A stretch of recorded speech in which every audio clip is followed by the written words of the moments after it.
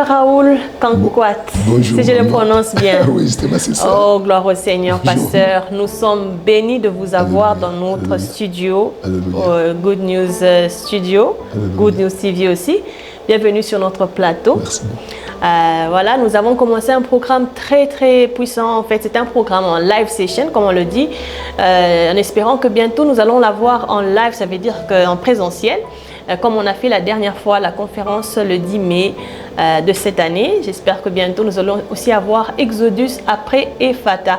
Et nous avons la grâce de pouvoir avoir dans ce programme de live session le pasteur. Est-ce que pasteur, vous pouvez d'abord vous présenter vous-même? Ok, mon nom c'est Pasteur Raoul Kankwat. Ok. Je suis marié, pas une jolie femme, une bonne femme, Waouh! qui répond au nom d'Irène. Salut maman Irène.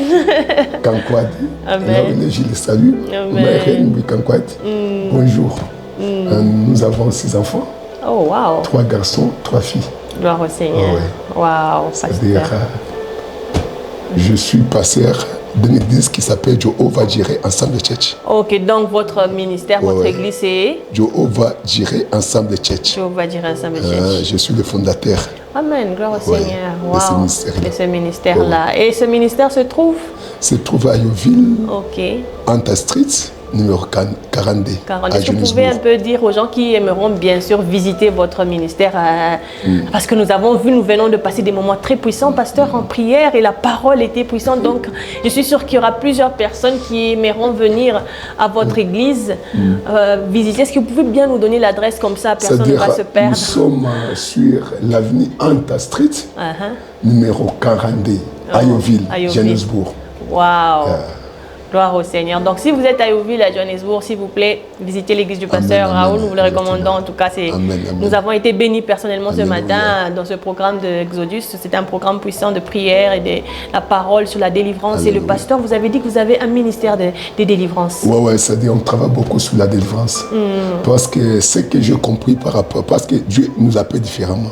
Il est le Dieu, c'est-à-dire de beaucoup de chemins. Beaucoup de Il chemins. est le Dieu multisystème, c'est ça le Amen, mot. amen. C'est-à-dire la façon que moi j'ai compris par la grâce de Dieu, pour comprendre très bien la vie, il faut comprendre d'abord la parole et d'aider le ministère de la délivrance. C'est tellement capital. C'est très important. C'est-à-dire la parole et le ministère de la délivrance.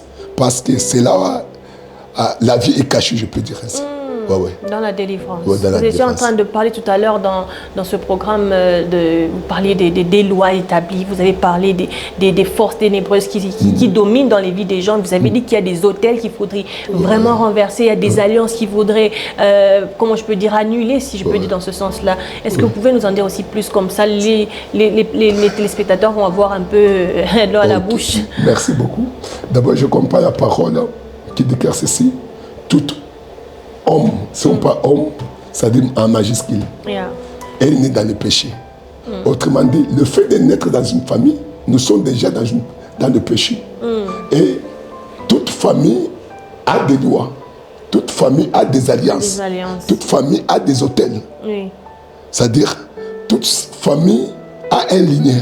Alors, c'est par là vous verrez que l'homme a besoin de sa délivrance. C'est sa délivrance. Parce que s'il n'arrive pas à recevoir sa délivrance, ne quittera jamais dans ce péché-là. Dans ces péchés. Amen. Amen. C'est pourquoi je suis en train d'insister beaucoup que la vie, par la grâce de Dieu, selon moi, ça c'est moi. C'est-à-dire, tu dois connaître la parole et tu dois connaître le ministère de la délivrance. Parce que c'est ma capitale. Parce que nous sommes nés dans les alliances. Ces alliances-là, ce n'est pas nous qui ont amené cela. On a trouvé ces alliances dans la famille. Dans la famille. C'est des générations, des générations. C'est pour la Bible que c'est ceci. Tout homme qui est né par la femme, il est déjà dans ces alliances-là. Il est déjà sur ce trône-là familial. Il est déjà sous la loi familiale. Alors, dès que tu es sous la loi familiale, comment tu seras libre? Pour être libre, c'est-à-dire, tu dois passer par la délivrance. C'est pour la Bible déclare ceci. Si un homme fort possède ses biens, c'est-à-dire, c'est lui qui doit les délivrer. Il doit être le plus fort de plus que lui. L'homme qu'on parle là, ce sont les trônes. Les forteresses dans nos familles. Oui, de la famille. De la famille. Donc, si je comprends bien, pasteur, nous devons tous tous passer par la délivrance. C'est-à-dire, tout homme de la femme doit passer par sa délivrance. Okay. C'est-à-dire, tu peux l'accepter, tu peux les refuser, mais c'est ça le principe de Dieu. C'est pour il dit que je suis le Dieu de la délivrance. C'est pour il a dit encore ceci. Il a envoyé Moïse pour dire à Pharaon que Dieu à Pharaon de laisser mon peuple, les thèmes que vous avez. Pourquoi? Parce que l'Égypte était, ça dure, autrement dit, mais dans le péché.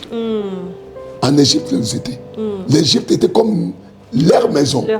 Mais il faut que Dieu vienne sous forme de Moïse pour que Pharaon les libère de la main de Pharaon. C'est pour comprendre la délivrance. Amen. Amen. Amen. Sinon, la délivrance était ma capitale dans le domaine de toute personne qui est née de la femme.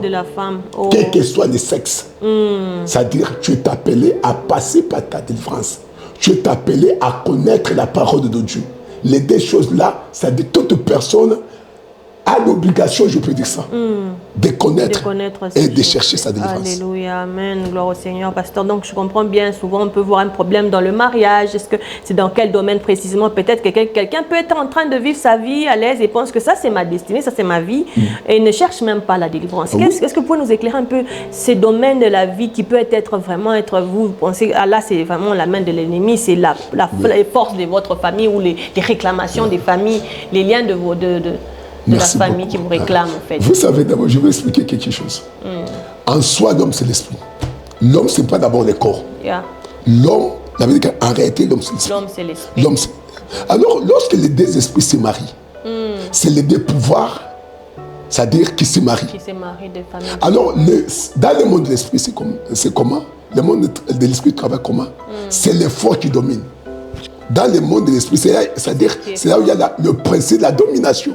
C'est pourquoi lorsque Dieu, on a reçu le Seigneur parmi les 5 principes de la vie, il a dit, vous allez dominer, multiplier. La domination, c'est dans le monde spirituel.